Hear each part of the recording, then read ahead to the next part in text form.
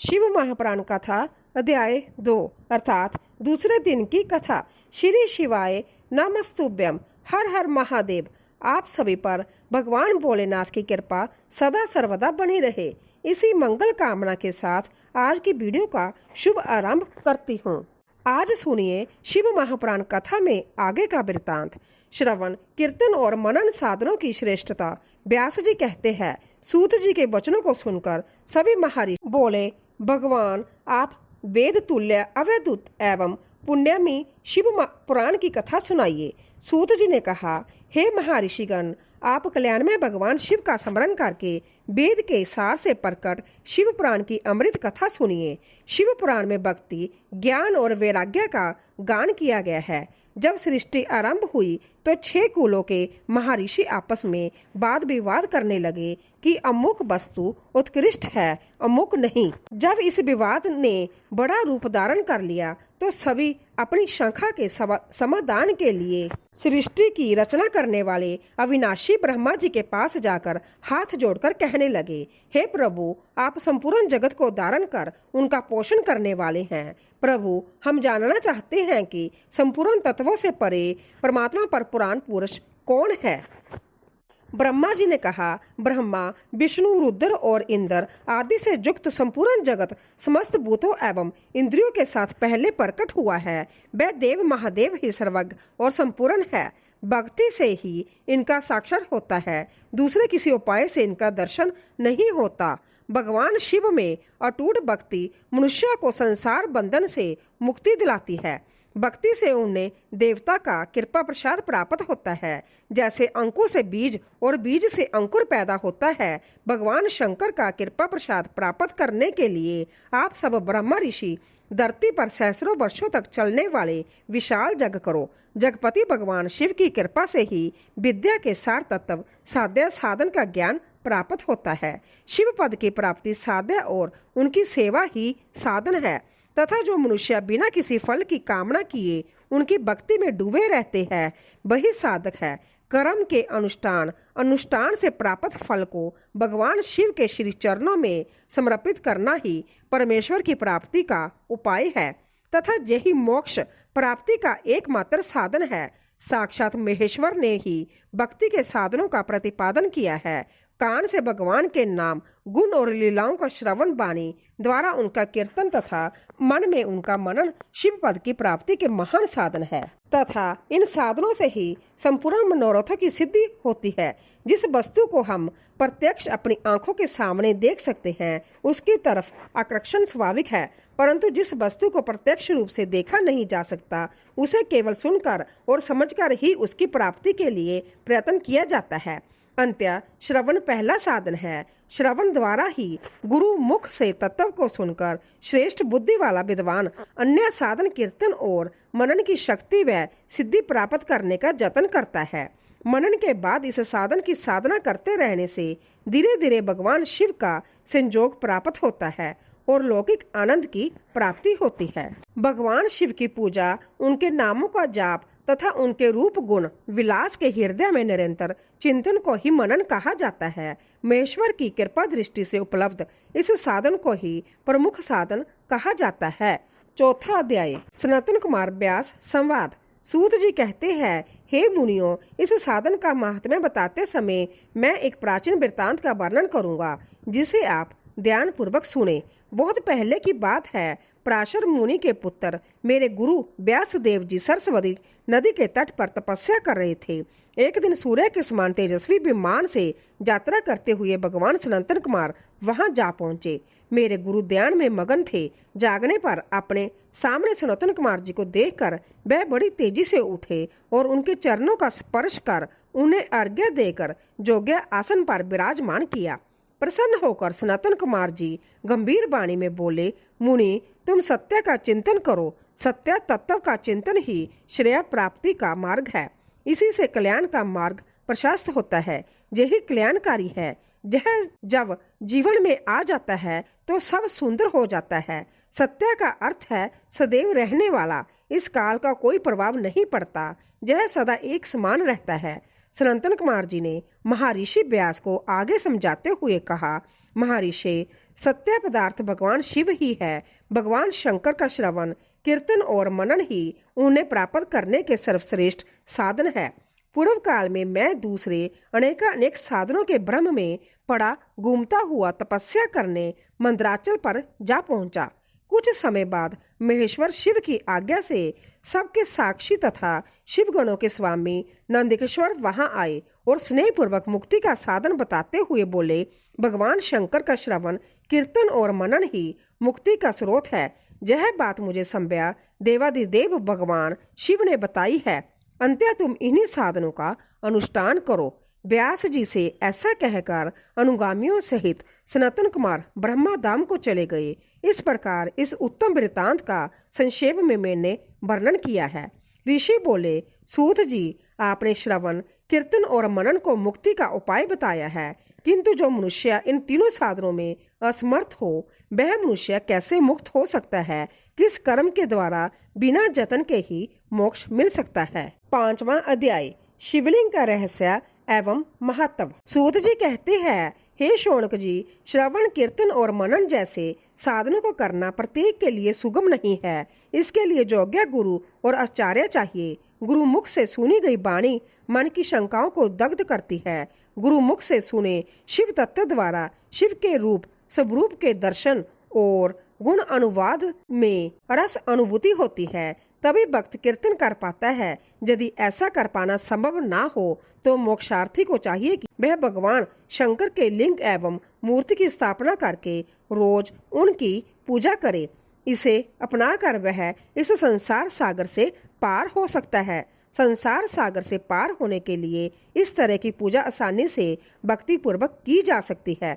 अपनी शक्ति एवं सामर्थ्य के अनुसार धन राशि से शिवलिंग या शिव मूर्ति की स्थापना कर भक्ति भाव से उसकी पूजा करनी चाहिए।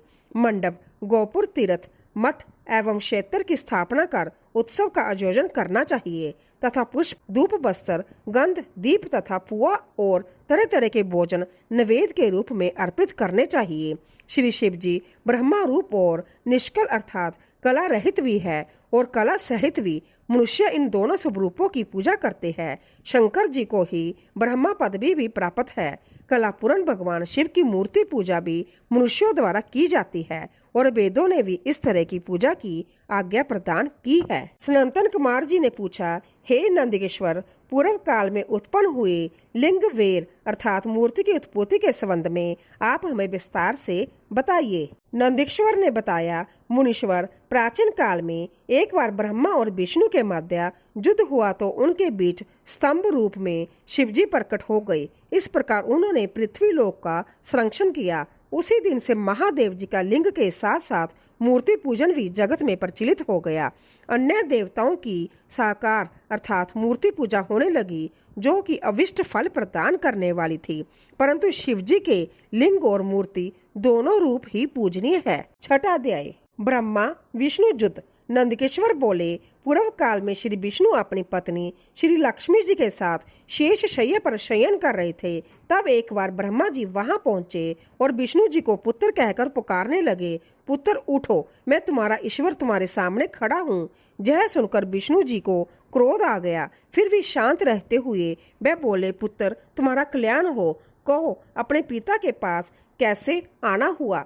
यह सुनकर ब्रह्मा जी कहने लगे, मैं तुम्हारा रक्षक हूँ, सारे जगत का पिता माँ हूँ, सारा जगत मुझ में निवास करता है। तू मेरी नाभि कमल से प्रकट होकर मुझसे ऐसी बातें कर रहा है। इस प्रकार दोनों में विवाद होने लगा। तब वह दोनों अपने को प्रभु कहते कहते एक दूसरे का वध करने को तैयार हो गए। हंस और गरुड़ पर बैठे दोनों परस्पर युद्ध करने लगे। ब्रह्मा जी के वक्ष स्थल में विष्णु जी ने अनेकों अस्त्रों का प्रहार करके उन्हें व्याकुल कर दिया। इससे कुपित हो ब्रह्मा जी ने भी पलटकर भयानक प्रहार किया। उनके पारस्परिक आघातों से देवताओं में हलचल मच गई। वह घबराए और त्रिशूलधारी भगवान शिव के पास गए और उन्हें सारी व्यथा सुनाई। भगवान शिव अपनी सभा में उमा देवी सहित सिंहासन पर विराजमान थे और मंद मंद मुस्कुरा रहे थे। 7वां अध्याय, शिव निर्णय। महादेव जी बोले, पुत्रों, मैं जानता हूँ कि तुम ब्रह्मा और विष्णु के परस्पर युद्ध से बहुत दुखी हो। तुम डरो मत, मैं अपने गुणों के साथ तुम्हारे साथ चलता हूँ। तब भगवान शिव अपने नंदी पर आरूढ़ हो देवताओं सहित युद्ध स्थल की ओर चल दिए। वहां छिपकर वह ब्रह्मा विष्णु के युद्ध को देखने लगे। उन्हें जब यह ज्ञात हुआ कि वह दोनों एक दूसरे को मारने की इच्छा से महेश्वर और पाशुपात अस्त्रों का प्रयोग करने जा रहे हैं, तो वह युद्ध को शांत करने के लिए महाअग्नि के तुल्य एक स्तंभ रूप में ब्रह्मा जी और विष्णु के मध्य खड़े हो गए। महाअग्नि के प्रकट होते ही दोनों के अस्त्र संभय ही शांत हो गए। अस्त्रों को शांत होते देखकर ब्रह्मा और विष्णु दोनों कहने लगे कि इस अग्नि स्वरूप स्तंभ के बारे में हमें जानकारी करनी चाहिए। दोनों ने उसकी परीक्षा लेने का निर्णय लिया। भगवान विष्णु ने शुक्र रूप धारण किया और उसको देखने के लिए नीचे धरती में चल दिए। ब्रह्मा जी हंस का रूप धारण करके ऊपर की ओर चल दिए। पाताल में बहुत नीचे जाने पर भी विष्णु जी को स्तंभ का अंत नहीं मिला। अंत्य वह वापिस चले आए। ब्रह्मा जी ने आकाश में जाकर केतकी का फूल देखा। वह उस फूल को लेकर विष्णु जी के पास गए। विष्णु ने उनके चरण पकड़ लिए। ब्रह्मा जी के शल को देखकर भगवान शिव प्रकट हुए। विष्णु जी की महानता से शिव प्रसन्न होकर बोले, हे विष्णु जी, आप सत्य बोलते हैं। अंत में आपको अपनी समानता का अधिकार देता हूँ। 8वां अध्याय, ब्रह्मा का अभिमान भंग। नंदकिश्वर बोले, महादेव जी, ब्रह्मा के शल पर अत्यंत क्रोधित हुए। उन्होंने अपने त्रिनेत्र तीसरी आंख से भैरव को प्रकट किया और उन्हें आज्ञा दी कि वह तलवार से ब्रह्मा जी को दंड दे। आज्ञा पाते ही भैरव ने ब्रह्मा जी के बाल पकड़ लिए और उनका 5वां सिर काट दिया। ब्रह्मा जी डर के मारे कांपने लगे। उन्होंने भैरव के चरण पकड़ लिए तथा क्षमा मांगने लगे। इसे देखकर श्री विष्णु ने भगवान शिव से प्रार्थना की कि आपकी कृपा से ही ब्रह्मा जी को 5वां सिर मिला था, अंत्य आप इन्हें क्षमा कर दे। तब शिवजी की आज्ञा पाकर ब्रह्मा को भैरव ने छोड़ दिया। शिवजी ने कहा, तुमने प्रतिष्ठा और ईश्वर तत्व को दिखाने के लिए छल किया है, इसीलिए मैं तुम्हें शाप देता हूँ कि तुम सत्कार, स्थान व उत्सव से विहीन रहोगे। ब्रह्मा जी को अपनी गलती का पछतावा हो चुका था। उन्होंने भगवान शिव के चरण पकड़कर क्षमा मांगी और निवेदन किया कि वह उनका 5वां सिर पुण्य प्रदान करे। महादेव जी ने कहा, जगत की स्थिति को बिगड़ने से बचाने के लिए पापी को दंड अवश्य देना चाहिए ताकि लोक मर्यादा बनी रहे। मैं तुम्हें वरदान देता हूँ कि तुम गणों के आश्चर्य कहलाओगे और तुम्हारे बिना जग पूर्ण ना होंगे। फिर उन्होंने केतकी के पुष्प से कहा, अरे दुष्ट केतकी पुष्प, अब तुम मेरी पूजा के अयोग्य रहोगे। तब केतकी पुष्प बहुत दुखी हुआ और उनके चरणों में गिरकर माफी मांगने लगा। तब महादेव जी ने कहा, मेरा वचन तो झूठा नहीं हो सकता, इसीलिए तू मेरे भक्तों के योग्य होगा। इस प्रकार तेरा जन्म सफल हो जाएगा। 9वां अध्याय, लिंग पूजन का महत्व।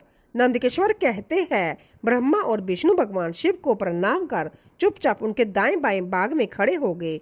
उन्होंने पूजनीय महादेव जी को श्रेष्ठ आसन पर बिठाकर पवित्र वस्तुओं से उनका पूजन किया। दीर्घ काल तक स्थिर रहने वाली वस्तुओं को पुष्प वस्तु तथा अल्पकाल तक टिकने वाली वस्तुओं को प्राकृतिक वस्तु कहते हैं।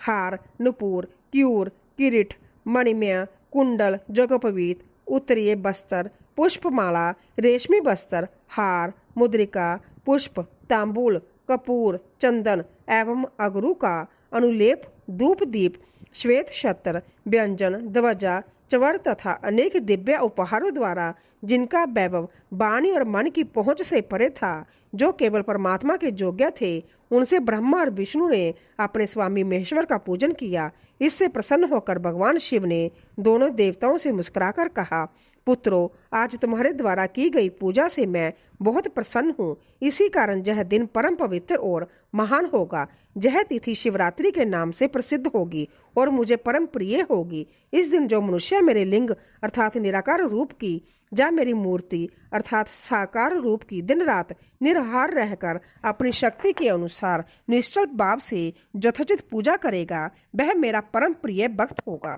पूरे वर्ष भर निरंतर मेरी पूजा करने पर जो फल मिलता है वह फल शिवरात्रि को मेरा पूजन करके मनुष्य तत्काल प्राप्त कर लेता है।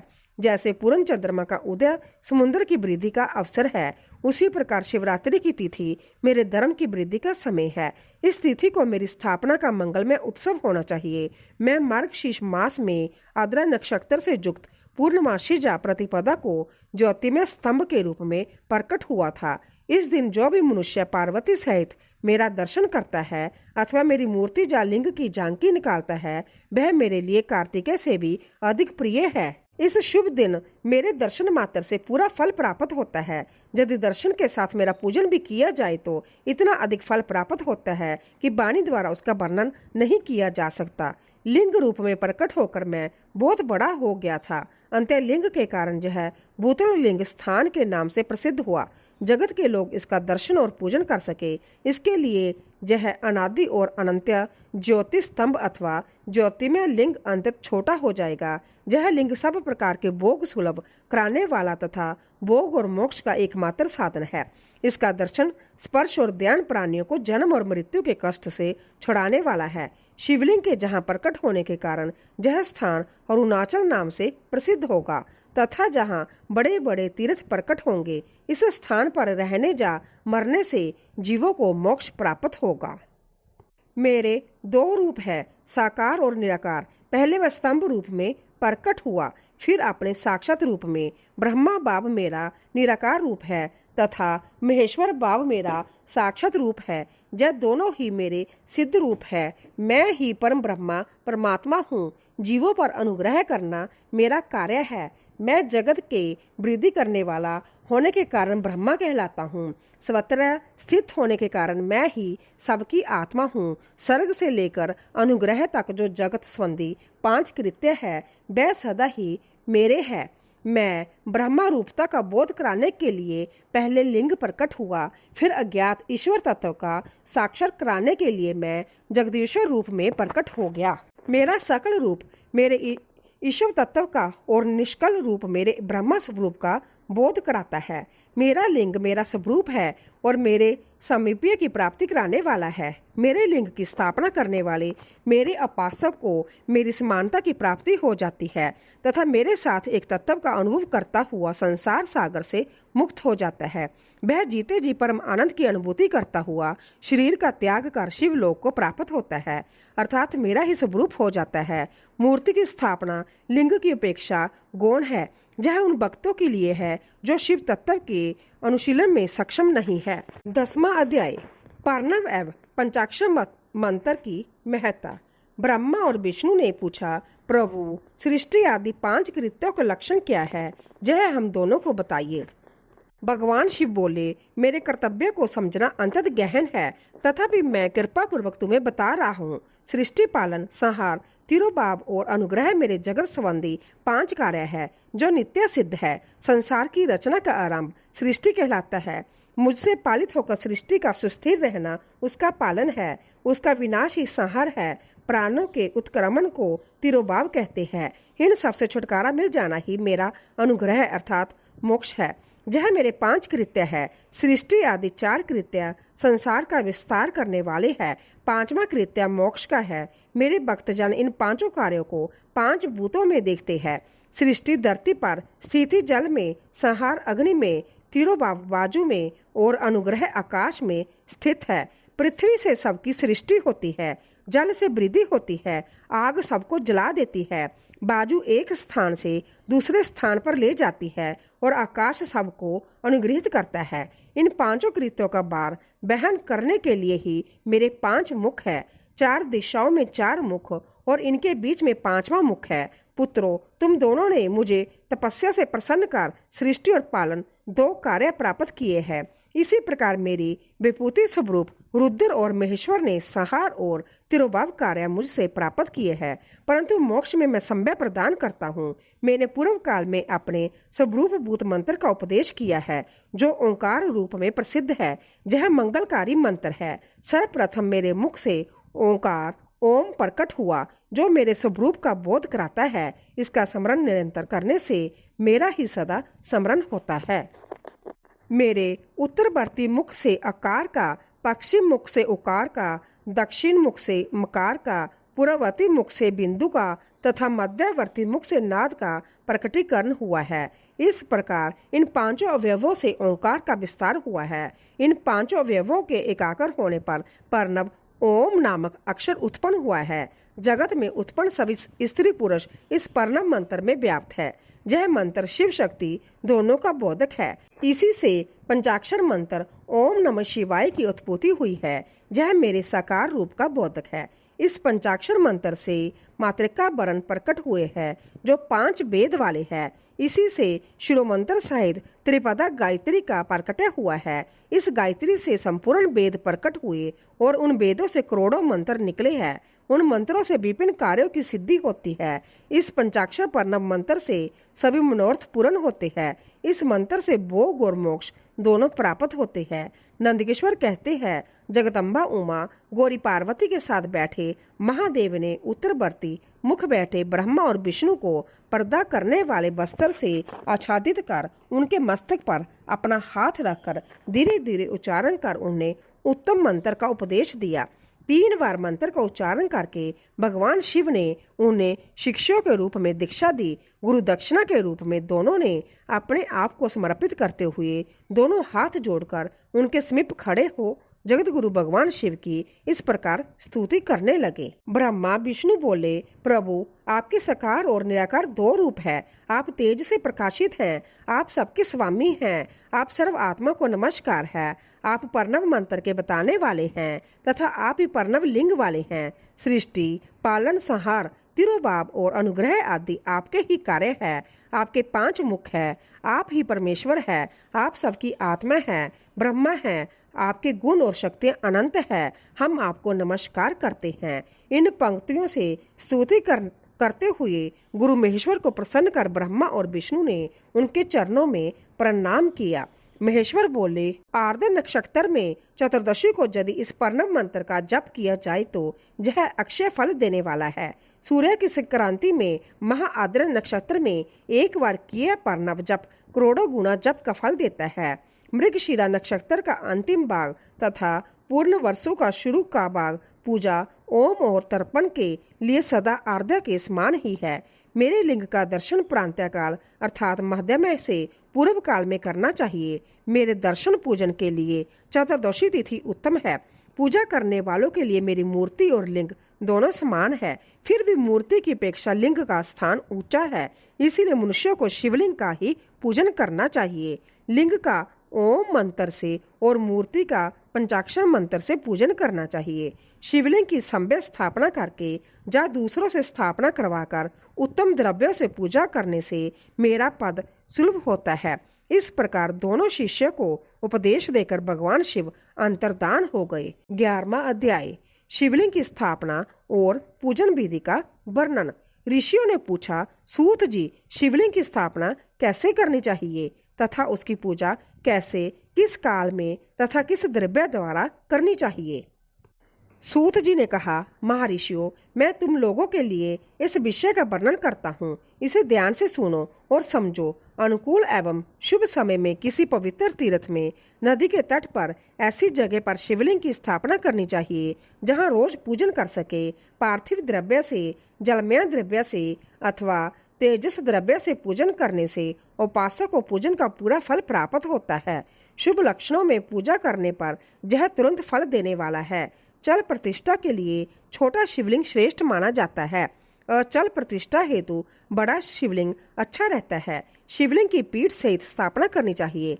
शिवलिंग की पीठ गोल, चकोर, त्रिकोण अथवा खाट के पाए की भांति ऊपर नीचे मोटा और बीच में पतला होना चाहिए। ऐसा लिंग पीठ महान फल देने वाला होता है। पहले मिट्टी अथवा लोहे से शिवलिंग का निर्माण करना चाहिए। जिस द्रव्य से लिंग का निर्माण हो उसी से उसका पीठ बनाना चाहिए। यही अचल प्रतिष्ठा वाले शिवलिंग की विशेषता है। चल प्रतिष्ठा वाले शिवलिंग में लिंग व प्रतिष्ठा एक ही तत्व से बनानी चाहिए। लिंग की लंबाई स्थापना करने वाले मनुष्य के 12 अंगुल के बराबर होनी चाहिए। इससे कम होने पर फल भी कम प्राप्त होता है, परंतु 12 उंगल से लंबाई अधिक भी हो सकती है। चल लिंग में लंबाई स्थापना करने वाले की 1 अंगुल के बराबर होनी चाहिए, उसे कम नहीं। जजमान को चाहिए कि पहले वह शिल्प शास्त्र के अनुसार देवालय बनवाए तथा उसमें सभी देवगणों की मूर्ति स्थापित करे। देवालय का गर्भगृह सुंदर, सदृढ़ और स्वच्छ होना चाहिए। उसमें पूर्व और पश्चिम में 2 मुख्य द्वार हो। जहाँ शिवलिंग की स्थापना करनी हो उस स्थान के गर्त में नीलम, लाल, वैद्रू, श्याम, मरकत, मोती, मूंगा, गोमेद और हीरा इन 9 रत्नों को वैदिक मंत्रों के साथ छोड़ें। 5 वैदिक मंत्रों द्वारा 5 स्थानों से पूजन करके अग्नि में आहुति दे और परिवार सहित मेरी पूजा करके आचार्य को धन तथा भाई बंधु को मनचाही वस्तु से संतुष्ट करे। जाचकों को सुवर्ण, ग्रह एवं भू संपत्ति तथा गाय आदि प्रदान करे। स्थाम्बर जंगम सभी जीवों को जतन पूर्वक संतुष्ट कर एक गड्ढे में सुवर्ण तथा 9 प्रकार के रत्न भरकर वैदिक मंत्रों का उच्चारण करके परम कल्याणकारी महादेव जी का ध्यान करे। तत्पश्चात नाद घोष से युक्त महामंत्र ओम का उच्चारण करके गड्ढे में पीठ युक्त शिवलिंग की स्थापना करे। वहां परम सुंदर मूर्ति की भी स्थापना करनी चाहिए तथा भूमि संस्कार की विधि जिस प्रकार शिवलिंग के लिए की गई है उसी प्रकार मूर्ति की प्रतिष्ठा भी करनी चाहिए। मूर्ति की स्थापना अर्थात प्रतिष्ठा पंचाक्षर मंत्र से करनी चाहिए। मूर्ति को बाहर से भी लिया जा सकता है परंतु वह साधु पुरुषों द्वारा पूजित हो। इस प्रकार शिवलिंग व मूर्ति द्वारा की गई महादेव जी की पूजा शिव पद प्रदान करने वाली है। स्थावर और जंगम से लिंग भी 2 तरह का हो गया है। वृक्ष लता आदि को स्थावर लिंग कहते हैं और कृमि कीट आदि को जंगम लिंग। स्थावर लिंग को सींचना चाहिए तथा जंगम लिंग को आहार एवं जल देकर तृप्त करना चाहिए। जो चराचर जीवों को भगवान शंकर का प्रतीक मानकर उनका पूजन करना चाहिए। इस तरह महालिंग की स्थापना करके विविध उपचारों द्वारा उसका रोज पूजन करे तथा देवालय के पास ध्वजारोहण करे। शिवलिंग साक्षात शिव का पद प्रदान करने वाला है। आवाहन, आसन, अर्घ्य, पादम, पादांग, आचमन, स्नान, वस्त्र, जोगोपवीत, गंध, पुष्प, धूप दीप, नवेद, तांबूल, समर्पण, निराजन, नमस्कार और विसर्जन जय 16 उपचार है। इनके द्वारा पूजन करें। इस तरह किया गया भगवान शिव का पूजन शिव पद की प्राप्ति कराने वाला है। सभी शिवलिंगों की स्थापना के उपरांत चाहे वह मनुष्य द्वारा स्थापित, ऋषियों या देवताओं द्वारा अथवा अपने आप प्रकट हुए हो, सभी का उपयुक्त विधि से पूजन करना चाहिए, तभी फल प्राप्त होता है। उसकी परिक्रमा और नमस्कार करने से शिव पद की प्राप्ति होती है। शिवलिंग का नियम पूर्वक दर्शन भी कल्याणकारी होता है। मिट्टी, आटा, गाय के गोबर, फूल, कनेर, पुष्प, फल, गुड़, मक्खन, बसम अथवा अन्न से शिवलिंग बनाकर प्रतिदिन पूजन करे तथा प्रतिदिन 10,000 प्रणव मंत्रों का जाप करे अथवा दोनों संध्याओं के समय 1 सहस्र प्रणव मंत्रों का जाप करे। इससे भी शिव पद की प्राप्ति होती है। जप काल में प्रणव मंत्र का उच्चारण मन की शुद्धि करता है। नाद और बिंदु से युक्त ओंकार को कुछ विद्वान समान प्रणव कहते हैं। प्रतिदिन 10,000 पंचाक्षर मंत्र का जाप अथवा दोनों संध्याओं को 1 सहस्र मंत्र का जाप शिव पद की प्राप्ति कराने वाला है। सभी ब्राह्मणों के लिए प्रणव से युक्त पंचाक्षर मंत्र अति फलदायक है। कलश से किया गया स्नान, मंत्र की दीक्षा, मत्रकाओं का न्यास, सत्या से पवित्र अंत्यकरण ब्राह्मण तथा ज्ञानी गुरु सभी को उत्तम माना गया है। पंचाक्षर मंत्र का 5 करोड़ जाप करने से मनुष्य भगवान शिव के समान हो जाता है। 1, 2, 3 अथवा 4 करोड़ जाप करके मनुष्य क्रमशः ब्रह्मा, विष्णु, रुद्र तथा महेश्वर का पद प्राप्त कर लेता है। यदि 1000 दिनों तक प्रतिदिन 1 सहस्र जाप पंचाक्षर मंत्रों का किया जाए और प्रतिदिन ब्राह्मण को भोजन कराया जाए तो इससे अभिष्ट कार्य की सिद्धि होती है। ब्राह्मण को प्रतिदिन प्रातःकाल 1008 बार गायत्री मंत्र का जाप करना चाहिए क्योंकि गायत्री मंत्र शिव पद की प्राप्ति कराता है। वेद मंत्रों और वैदिक सूक्तियों का भी नियम से जाप करे। अन्य मंत्रों में जितने अक्षर है उनके उतने लाख जाप करे। इस प्रकार यथाशक्ति जाप करने वाला मनुष्य मोक्ष प्राप्त करता है। अपनी पसंद से कोई एक मंत्र अपनाकर प्रतिदिन उसका जाप करे अथवा ओम का नित्य 1 सहस्र जाप करे। ऐसा करने से संपूर्ण मनोरथों की सिद्धि होती है।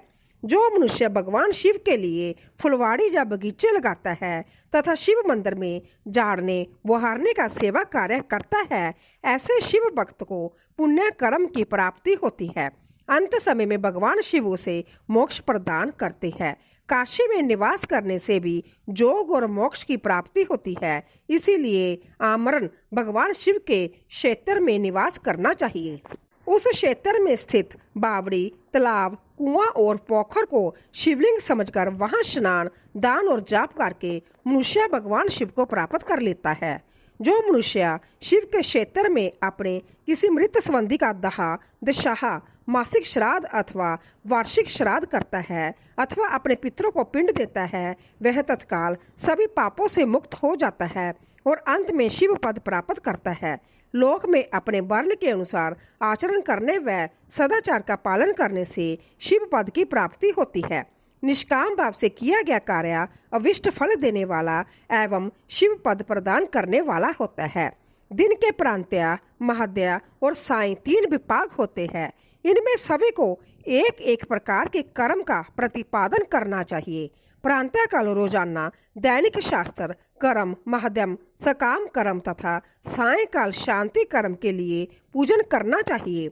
इसी प्रकार रात्रि में 4 प्रहर होते हैं। उनमें से बीच के 2 प्रहर निश्चित काल कहलाते हैं। इसी काल में पूजा करनी चाहिए, क्योंकि यह पूजा अविष्ट फल देने वाली है। कल युग में कर्म द्वारा ही फल की सिद्धि होगी। इस प्रकार विधि पूर्वक और समय अनुसार भगवान शिव का पूजन करने वाले मनुष्य को अपने कर्मों का पूरा फल मिलता है। ऋषियों ने कहा है, सूत जी, ऐसे पुण्य क्षेत्र कौन कौन से हैं जिनका आश्रय लेकर सभी स्त्री पुरुष शिव पद को प्राप्त कर लें? कृपया कर हमें बताइए। 12वां अध्याय, मोक्षदायक पुण्य क्षेत्रों का वर्णन। सूत जी बोले, हे विद्वान और बुद्धिमान महर्षियों, मैं मोक्ष देने वाले शिव क्षेत्रों का वर्णन कर रहा हूँ। पर्वत, वन और काननों सहित इस पृथ्वी का विस्तार 50 करोड़ योजन है। भगवान शिव की इच्छा से पृथ्वी ने सभी को धारण किया है। भगवान शिव ने भूतल पर विभिन्न स्थानों पर वहां के प्राणियों को मोक्ष देने के लिए शिव क्षेत्र का निर्माण किया है। कुछ क्षेत्रों को देवताओं और ऋषियों ने अपना निवास स्थान बनाया है, इसीलिए उसमें तीर्थ तत्व प्रकट हो गया है। बहुत से तीर्थ ऐसे हैं जो समय प्रकट हुए हैं। तीर्थ क्षेत्र में जाने पर मनुष्य को सदा स्नान, दान और जाप करना चाहिए, अन्यथा मनुष्य रोग, गरीबी तथा मुक्ता आदि दोषों का भागी हो जाता है। जो मनुष्य अपने देश में मृत्यु को प्राप्त होता है, वह इस पुण्य के फल से द्वारा मनुष्य जोनि प्राप्त करता है, परंतु पापी मनुष्य दुर्गति को ही प्राप्त करता है। हे ब्राह्मणों, पुण्य क्षेत्र में किया गया पाप कर्म अधिक दृढ़ हो जाता है। अंततः पुण्य क्षेत्र में निवास करते समय पाप कर्म करने से बचना चाहिए। सिंधु और सतलुज नदी के तट पर बहुत से पुण्य क्षेत्र है। सरस्वती नदी परम पवित्र और 60 मुख वाली है, अर्थात उसकी 60 धाराएं हैं। इन धाराओं के तट पर निवास करने से परम पद की प्राप्ति होती है। हिमालय से निकली हुई पुण्य सलीला गंगा 100 मुख वाली नदी है। इसके तट पर काशी, प्रयाग आदि पुण्य क्षेत्र है। मकर राशि में सूर्य होने पर गंगा की तटभूमि अधिक प्रशस्त एवं पुण्यदायक हो जाती है। सोनभद्र नदी की 10 धाराएं हैं। बृहस्पति के मकर राशि में आने पर यह अंततः पवित्र तथा अविष्ट फल देने वाली है। इस समय जहाँ स्नान और उपवास करने से विनायक पद की प्राप्ति होती है। पुण्य सलीला महानदी नर्मदा के 24 मुख है। इसमें स्नान करके तट पर निवास करने से मनुष्य को वैष्णव पद की प्राप्ति होती है। तमसा के 12 तथा रेवा के 10 मुख है। परम पुण्य में गोदावरी के 21 मुख है। यह ब्रह्म हत्या तथा गोवध पाप का नाश करने वाली एवं रुद्र लोक देने वाली है। कृष्ण वेणी नदी समस्त पापों का नाश करने वाली है। इसके 18 मुख है तथा यह विष्णु लोक प्रदान करने वाली है।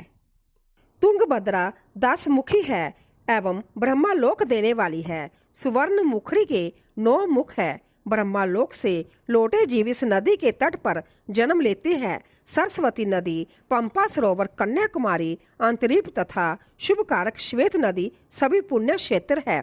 इनके तट पर निवास करने से इंद्रलोक की प्राप्ति होती है। महानदी कावेरी परम पुण्यमी है। इसके 27 मुख हैं। यह संपूर्ण अविष्ट वस्तुओं को देने वाली है। इसके तट ब्रह्मा विष्णु का पद देने वाले हैं। कावेरी के जो तट शैव क्षेत्र के अंत ग्रंथ है वह अविष्ट फल तथा शिवलोक प्रदान करने वाले है। नैमिषारण्य तथा बद्रिका आश्रम में सूर्य और बृहस्पति के मेष राशि में आने पर स्नान और पूजन करने से ब्रह्मालोक की प्राप्ति होती है। सिंह और कर्क राशि में सूर्य की संक्रांति होने पर सिंधु नदी में किया स्नान तथा केदार तीर्थ के जल का पान एवं स्नान ज्ञानदायक माना जाता है। बृहस्पति के सिंह राशि में स्थित होने पर भाद्रव मास में गोदावरी के जल में स्नान करने से शिवलोक की प्राप्ति होती है। ऐसा संभव भगवान शिव ने कहा था। सूर्य और बृहस्पति के कन्या राशि में स्थित होने पर जमुना और सोनभद्र में स्नान से धर्मराज और गणेश लोक में महान भोग की प्राप्ति होती है। ऐसी महर्षियों की मान्यता है। सूर्य और बृहस्पति के तुला राशि में होने पर कावेरी नदी में स्नान करने से भगवान विष्णु के वचन की महिमा से अविष्ट फल की प्राप्ति होती है। मार्गशीर्ष माह में सूर्य और बृहस्पति के वृश्चिक राशि में आने पर नर्मदा में स्नान करने से विष्णु पद की प्राप्ति होती है। सूर्य और बृहस्पति के धनु राशि में होने पर सुवर्णमुखी नदी में किया स्नान शिवलोक प्रदान करने वाला है। मकर राशि में सूर्य और बृहस्पति के माघ मास में होने पर गंगा जी में किया गया स्नान शिवलोक प्रदान कराने वाला है। शिवलोक के पश्चात ब्रह्मा और विष्णु के स्थानों में सुख भोग कर अंत में मनुष्य को ज्ञान की प्राप्ति होती है। माघ मास में सूर्य के कुंभ राशि में होने पर फाल्गुन मास में गंगा तट पर किया श्राद्ध पिंडदान अथवा तिललोदक दान पिता और नाना दोनों कुलों के पितरों की अनेकों पीढ़ियों का उद्धार करने वाला है। गंगा व कावेरी नदी का आश्रय लेकर तीर्थवास करने से पाप का नाश हो जाता है। ताम्रपर्णी और बेगवती नदियां ब्रह्मालोक की प्राप्ति रूप फल देने वाली है। इनके तट पर स्वर्गदायक क्षेत्र है। इन नदियों के मध्य में बहुत से पुण्य क्षेत्र है जहां निवास करने वाला मनुष्य अविष्ट फल का भागी होता है। सदाचार, उत्तम रीति तथा सद्भावना के साथ मन में दया भाव रखते हुए विद्वान पुरुष को तीर्थ में निवास करना चाहिए, अन्यथा उसे फल नहीं मिलता। पुण्य क्षेत्र में जीवन बिताने का निश्चय करने पर तथा वास करने पर पहले का सारा पाप तत्काल नष्ट हो जाएगा, क्योंकि पुण्य को ऐश्वर्यदा कहा जाता है। हे ब्राह्मणों, तीर्थ में वास करने पर उत्पन्न पुण्य कायिक, वाचिक और मानसिक सभी पापों का नाश कर देता है। तीर्थ में किया मानसिक पाप कई कल्पों तक पीछा नहीं छोड़ता, यह केवल ध्यान से ही नष्ट होता है। वाचिक पाप जाप से तथा कायिक पाप शरीर को सुखाने जैसे कठोर तप से नष्ट होता है। अंत्य सुख चाहने वाले पुरुष को देवताओं की पूजा करते हुए और ब्राह्मणों को दान देते हुए पाप से बचकर ही तीर्थ में निवास करना चाहिए। 13वां अध्याय सदाचार, संध्या बंदन, पर्णव, गायत्री जाप एवं अग्निहोत्र की विधि तथा महिमा। ऋषियों ने कहा, सूत जी, आप हमें वह सदाचार सुनाइए जिससे विद्वान पुरुष पुण्य लोकों पर विजय पाता है। स्वर्ग प्रदान करने वाले धर्ममय तथा नरक का कष्ट देने वाले अधर्ममय आचारों का वर्णन कीजिए। सूत जी बोले, सदाचार का पालन करने वाला मनुष्य ही ब्राह्मण कहलाने का अधिकारी है। वेदों के अनुसार आचार का पालन करने वाला एवं वेद के अव्यासी ब्राह्मण को विप्र कहते हैं। सदाचार, वेदा आचार तथा विद्या गुणों से युक्त होने पर उसे द्विज कहते हैं। वेदों का कम आचार तथा कम अध्ययन करने वाले एवं राजा के पुरोहित अथवा सेवक ब्राह्मण को क्षत्रिय ब्राह्मण कहते हैं। जो ब्राह्मण कृषि या वाणिज्य कर्म करने वाला है तथा ब्राह्मण उचित आचार का भी पालन करता है, वह वैश्य ब्राह्मण है तथा संभव खेत जोतने वाला शूद्र ब्राह्मण कहलाता है। जो दूसरों के दोष देखने वाला तथा परद्रोही है उसे चंडाल द्विज कहते हैं। क्षत्रियों में जो पृथ्वी का पालन करता है वह राजा है तथा अन्य मनुष्य राजतत्वहीन क्षत्रिय माने जाते हैं। जो दाने आदि वस्तु का क्रय विक्रय करता है वह वेश्या कहलाता है। दूसरों को वणिक कहते हैं। जो ब्राह्मणों, क्षत्रिय और वैश्यों की सेवा में लगा रहता है शूद्र कहलाता है। जो शूद्र हल जोतता है उसे वृषण समझना चाहिए। इन सभी वर्णों के मनुष्य को चाहिए कि वह ब्रह्मा मुहूर्त में उठकर पूर्व की ओर मुख करके देवताओं का, धर्म का, अर्थ का, उसकी प्राप्ति के लिए उठाए जाने वाले क्लेशों का तथा आय और व्यय का चिंतन करे। रात के अंतिम प्रहर के मध्य बाग में मनुष्य को उठकर मलमूत्र त्याग करना चाहिए। घर से बाहर शरीर को ढककर जाकर उत्तराभिमुख होकर मलमूत्र का त्याग करे। जल अग्नि ब्राह्मण तथा देवताओं का स्थान बचाकर बैठे। उठने पर उस ओर ना देखे। हाथ पैरों की शुद्धि करके 8 बार कुल्ला करे। किसी वृक्ष के पत्ते से दातुन करे। दातुन करते समय तर्जनी उंगली का उपयोग नहीं करे। तदंतर जल संबंधी देवताओं को नमस्कार मंत्र पाठ करते हुए जलाशय में स्नान करे। यदि कंठ तक जा कमर तक पानी में खड़े होने की शक्ति ना हो तो घुटने तक जल में खड़े होकर ऊपर जल छिड़ककर मंत्र उच्चारण करते हुए स्नान कर तर्पण करे। इसके उपरांत वस्त्र धारण कर उत्तरीय विदारण करे। नदी अथवा तीर्थ में स्नान करने पर उतारे हुए वस्त्र वहां ना धोएं, उसे किसी कुएं, बावड़ी अथवा घर ले जाकर धोए। कपड़ों को निचोड़ने से जो जल गिरता है वह एक श्रेणी के पितरों की तृप्ति के लिए होता है। इसके बाद जवाली उपनिषद में बताए गए मंत्र से बसम लेकर लगाएं। इस विधि का पालन करने से पूर्व यदि बसम गिर जाए तो गिराने वाला मनुष्य नरक में जाता है। आपो इष्टा मंत्र से पाप शांति के लिए सिर पर जल छिड़ककर जस्य सहाय मंत्र पढ़कर पैर पर जल छिड़के। आपो हिष्टा में 3 ऋचाएं हैं। पहली ऋचा का पाठ कर पैर, मस्तक और हृदय में जल छिड़के। दूसरी ऋचा का पाठ कर मस्तक, हृदय और पैर पर जल छिड़के तथा तीसरी ऋचा का पाठ करके हृदय, मस्तक और पैर पर जल छिड़के। इस प्रकार के स्नान को मंत्र स्नान कहते हैं। किसी अपवित्र वस्तु से स्पर्श हो जाने पर, स्वास्थ्य ठीक न रहने पर, यात्रा में जा जल उपलब्ध ना होने की दशा में मंत्र स्नान करना चाहिए। प्रांतीय काल की संध्या उपासना में गायत्री मंत्र का जाप करके 3 बार सूर्य को अर्घ्य दे। माध्य में गायत्री मंत्र का उच्चारण कर सूर्य को एक अर्घ्य देना चाहिए। सायंकाल में पश्चिम की ओर मुख करके पृथ्वी पर ही सूर्य को अर्घ्य दे। सायंकाल में सूर्यास्त से 2 घड़ी पहले की गई संध्या का कोई महत्व नहीं होता। ठीक समय पर ही संध्या करनी चाहिए। यदि संध्या उपासना किए बिना एक दिन बीत जाए तो उसके प्रायश्चित हेतु अगली संध्या के समय 100 गायत्री मंत्र का जाप करे। 10 दिन छूटने पर 1 लाख तथा 1 माह छूटने पर अपना उपनयन संस्कार कराएं। अर्थ सिद्धि के लिए ईश, गौरी, कार्तिकेय, विष्णु, ब्रह्मा, चंद्रमा और जम व अन्य देवताओं का शुद्ध जल से तर्पण करे। तीर्थ के दक्षिण में, मंत्रालय में, देवालय में अथवा घर में आसन पर बैठकर अपनी बुद्धि को स्थिर कर देवताओं को नमस्कार प्रणाम मंत्र का जाप करने के पश्चात गायत्री मंत्र का जाप करे। प्रणव के अ, उ और म तीनों अक्षरों में जीव और ब्रह्मा की एकता का प्रतिपादन होता है। अंत्य प्रणव मंत्र का जाप करते समय मन में यह भावना होनी चाहिए कि हम तीनों लोगों की सृष्टि करने वाले ब्रह्मा, पालन करने वाले विष्णु तथा संहार करने वाले रुद्र की उपासना कर रहे हैं। यह ब्रह्मा स्वरूप ओंकार हमारी कर्मेंद्रियों, ज्ञानेंद्रियों, मन की वृत्तियों तथा बुद्धि वृत्तियों को सदा भोग और मोक्ष प्रदान करने वाले धर्म एवं ज्ञान की ओर प्रेरित करे। जो मनुष्य प्रणव मंत्र के अर्थ का चिंतन करते हुए इसका जाप करते हैं वह निश्चय ही ब्रह्मा को प्राप्त करते हैं तथा जो मनुष्य बिना अर्थ जाने प्रणव मंत्र का जाप करते हैं उनको ब्रह्मांत तत्व की पूर्ति होती है। इस हेतु श्रेष्ठ ब्राह्मण को प्रतिदिन प्रांतःकाल 1 सहस्र गायत्री मंत्र का जाप करना चाहिए। मध्य में 100 बार तथा साय 28 बार जाप करे। अन्य वर्णों के मनुष्य को सामर्थ्य के अनुसार जाप करना चाहिए। हमारे शरीर के भीतर मूलाधार, अधिष्ठान, मणिपुर, अनाथ, आज्ञा और सहस्रसार नामक 6 चक्र है। इन चक्रों में क्रमशः विंदेश्वर, ब्रह्मा, विष्णु, ईश, जीवात्मा और परमेश्वर स्थित है। सद्भावना पूर्वक श्वास के साथ सोहों का जाप करे। 100 बार किया गया जाप ब्रह्मा लोक प्रदान करने वाला है। 100 बार किए जाप से इंद्र पद की प्राप्ति होती है। आत्मरक्षा के लिए जो मनुष्य अल्प मात्रा में इसका जाप करता है वह ब्राह्मण कुल में जन्म लेता है। 12 लाख गायत्री का जाप करने वाला मनुष्य ब्राह्मण कहा जाता है।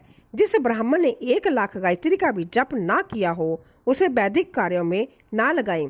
यदि एक दिन उल्लंघन हो जाए तो अगले दिन उसके बदले में उतने अधिक मंत्रों का जाप करना चाहिए। ऐसा करने से दोषों की शांति होती है, धर्म से अर्थ की प्राप्ति होती है, अर्थ से भोग सुलभ होता है, भोग से वैराग्य की संभावना होती है, धर्म पूर्वक उपार्जित धन से भोग प्राप्त होता है, उससे भोगों की प्रति आसक्ति उत्पन्न होती है। मनुष्य धर्म से धन पाता है एवं तपस्याओं से दिव्य रूप प्राप्त करता है। कामनाओं का त्याग करने से अंतकरण की शुद्धि होती है, उस शुद्धि से ज्ञान का उदय होता है। सतयुग में तप को तथा कलयुग में दान को धर्म का अच्छा साधन माना गया है। सतयुग में ध्यान से, त्रेता में तपस्या से और द्वापर में जग करने से ज्ञान की सिद्धि होती है, परंतु कलयुग में प्रतिमा की पूजा से ज्ञान लाभ होता है। अधर्म हिंसात्मक और दुख देने वाला है। धर्म से सुख व अवय उदय की प्राप्ति होती है। दुराचार से दुख तथा सदाचार से सुख मिलता है। अंत्य भोग और मोक्ष की सिद्धि के लिए धर्म का उपार्जन करना चाहिए। किसी ब्राह्मण को 100 वर्ष के जीवन निर्वाह की सामग्री देने पर ही ब्रह्मालोक की प्राप्ति होती है। 1 सहस्र चंद्रयान व्रत का अनुष्ठान ब्रह्मालोकदायक माना जाता है। दान देने वाला पुरुष जिस देवता को सामने रखकर दान करता है, अर्थात जिस देवता को वह दान द्वारा प्रसन्न करना चाहता है, उसी देवता का लोक उसे प्राप्त होता है। धनहीन पुरुष तपस्या कर अक्षय सुख को प्राप्त कर सकते हैं। ब्राह्मण को दान ग्रहण कर तथा जग करके धन का अर्जन करना चाहिए। क्षत्रिय बाहुबल से तथा वैश्य कृषि एवं गोरक्षा से धन का उपार्जन करे। इस प्रकार न्याय से उपार्जित धन को दान करने से दाता को ज्ञान की सिद्धि प्राप्त होती है एवं ज्ञान से ही मोक्ष की प्राप्ति सुलभ होती है। गृहस्थ मनुष्य को धन धान्य आदि सभी वस्तुओं का दान करना चाहिए। जिसके अन्न को खाकर मनुष्य कथा श्रवण तथा सदकर्म का पालन करता है तो उसका आधा फल दाता को मिलता है। दान लेने वाले मनुष्य को दान में प्राप्त वस्तु का दान तथा तपस्या द्वारा पाप की शुद्धि करनी चाहिए। उसे अपने धन के 3 भाग करने चाहिए, एक धर्म के लिए, दूसरा वृद्धि के लिए एवं तीसरा उपभोग के लिए। धर्म के लिए रखे धन से नित्य नैमित्तिक और इच्छित कार्य करे। बुद्धि के लिए रखे धन से ऐसा व्यापार करे जिससे धन की प्राप्ति हो तथा उपभोग के धन से पवित्र भोग भोगे। खेती से प्राप्त धन का 10वां भाग दान कर दे, इससे पाप की शुद्धि होती है। बुद्धि के लिए किए गए व्यापार से प्राप्त धन का 6वां भाग दान देना चाहिए। विद्वान को चाहिए कि वह दूसरों के दोषों का बखान ना करे। ब्राह्मण भी दोषवश दूसरे के सुने या देखे हुए छिद्र को कभी प्रकट न करे।